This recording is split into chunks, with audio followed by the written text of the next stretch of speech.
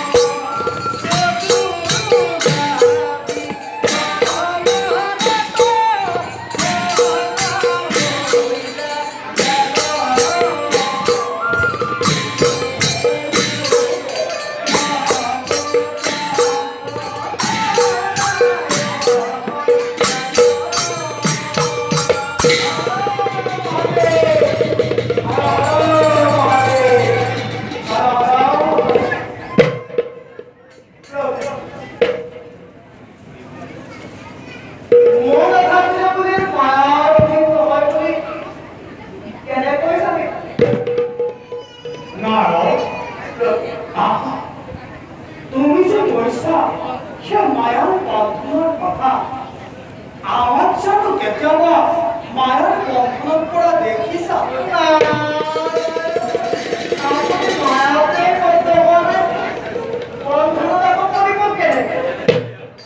তুমি গাঁৱৰ মায়াৰ কথা কৈছা ন? মই শ্ৰীহৰিৰ আমি বন্ধনৰ সময়ত নাৰায়ণে মুহিৰ ঘৰত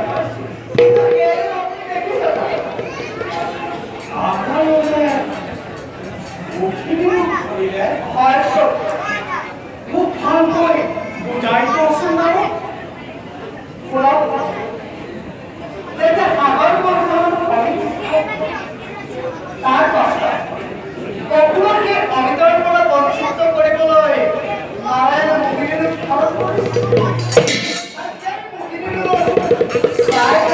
অমিতৰ পৰা অসুৰ বঞ্চিত হ'ল আৰু দেৱতাই অমিতাৰ কৰি গুচি গ'ল।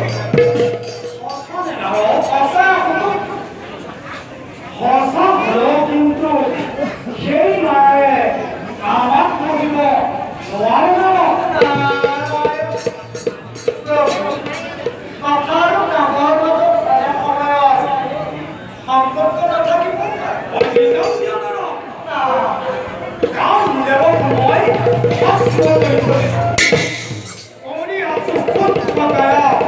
মহা